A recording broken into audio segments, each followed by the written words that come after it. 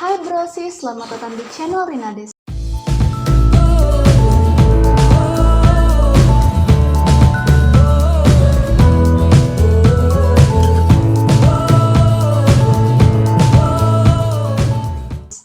video kali ini, Rinades akan share ke Brosis nih ya, caranya gimana sih biar kita tuh dapat endorse.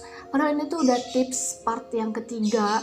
Karena kemarin tuh banyak banget, walaupun Rina udah bikin part yang pertama, terus masih banyak lagi yang nanya, Kak coba dong jelasin lagi gimana caranya biar aku tuh dapat endorse walaupun followersnya sedikit. Terus aku bikin juga yang part 2-nya. Tetap masih ada pertanyaan-pertanyaan yang belum bener-bener paham banget sama tips-tips yang udah aku kasih di part 2.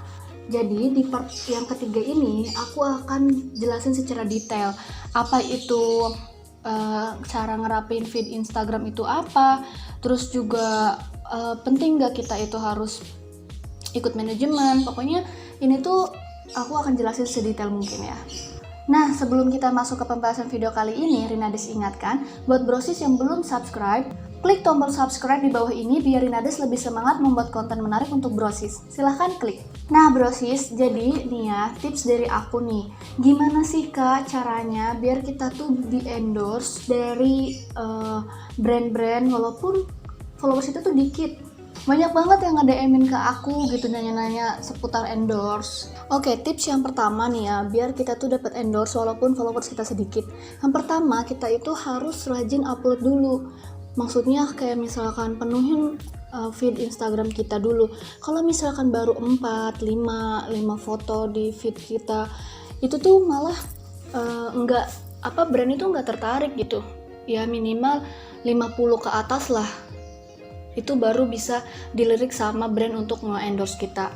Jadi gimana mau ada yang nge-endorse kalau misalkan di feed Instagram kita aja foto-foto kita tuh dikit banget. Jadi usahakan foto-foto kita itu di Instagram banyakin dulu, ya minimal, nggak minimal sih, pokoknya 50 atau 20 itu udah termasuk rajin upload sih. Yang penting kita ada fotonya. Kalau misalnya foto kita jarang-jarang, itu ya menurut aku masih kurang, harus terus upload lagi. Terus yang kedua, kita itu harus konsisten gitu dengan tema yang akan kita ambil. Kayak misalkan tentang kamu sukanya di perbeautyan, ya udah ambil itu gitu, makeup lip sync, terus juga kayak tips-tips tentang beauty. Nah itu kan harus konsisten tentang itu. Jadi biar nanti tuh saat brand ngeliat IG kamu, ketika brand itu milih IG kamu, lihat IG kamu, nah berarti mereka langsung, oh iya berarti ini tuh tentang beauty. Tapi kalau misalkan kamu masih kayak nyampur-nyampur gitu, nanti brand itu bingung. Nah, selanjutnya kalau misalkan kalian sukanya di traveling, ya udah buat postingan kalian itu tentang traveling semua.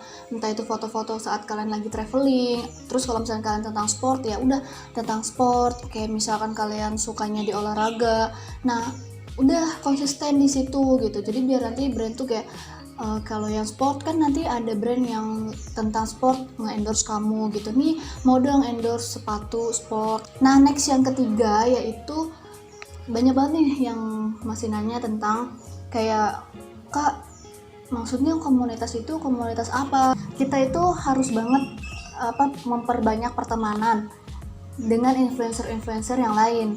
Kak penting gak sih kalau kita tuh ikut komunitas? Emang apa gunanya untuk kita tuh ikut komunitas? Nah gunanya kita ikut komunitas itu, pertama kita tuh nanti malah bikin kita tuh makin banyak pertemanan, ilmu. Yang kedua ilmu tentang permakeupan, tentang tips-tips perbeautyan. Di sini tuh banyak banget kayak senior-senior, tentang mereka nggak pelit banget sama ilmu-ilmu yang mereka udah punya, mereka share. Terus juga kadang ada yang POD, kayak POD itu apa ya singkatannya aku lupa, pokoknya sering kita follow-followan, itu kan lumayan banget kan nambahin followers kita. Terus juga kalau misalkan kayak kalian yang aduh susah banget nih dapetin endorse, nah biasanya di komunitas itu tuh suka ada kayak collab dengan brand.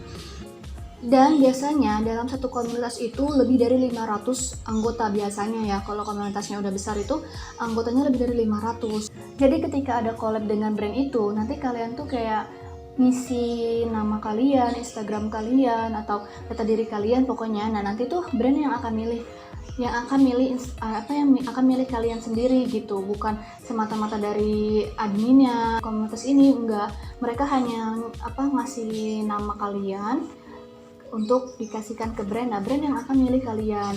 Nggak apa-apa kalau misalkan kayak kok aku nggak pernah dapet gitu, kok teman aku dapat, nggak apa-apa. Terus kalian kembangin lagi Instagram kalian, feeds kalian, konten kalian perbanyak. Nanti lama-kelamaan brand akan percaya sama kalian. Oh yaudah, aku milih dia nih untuk kerjasama sama aku gitu. Selanjutnya nih ya, kalau kalian mau bisa ikut manajemen. Manajemen itu banyak banget di Instagram untuk influencer-influencer yang masih merintis kayak gitu. Tapi manajemen itu kayak misalkan wadah untuk brand itu kan nggak mungkin, misalkan ya kayak brand itu nggak mungkin nyari talent satu-satu. Nanti brand ini akan menghubungi si admin manajemen itu untuk kayak aku mau dong promosiin produk aku, kasih nama-nama talentnya. Nah akhirnya si manajemen ini ngasih nama-nama talent. Setelah itu baru deh brandnya yang akan milih, kayak gitu, sama kayak yang komunitas itu gitu. Jadi bukan berarti si manajemen ini bisa ngehasilin endorse atau ngasih kamu endorse dari dia sendiri gitu tuh, paham kan? Oke brosis, jadi tadi adalah tips dari aku nih tentang gimana sih dapetin endorse, dan aku udah jelasin banget secara rinci, semoga kalian paham. Oke brosis, jadi tadi adalah tips dari aku, semoga video kali ini bermanfaat.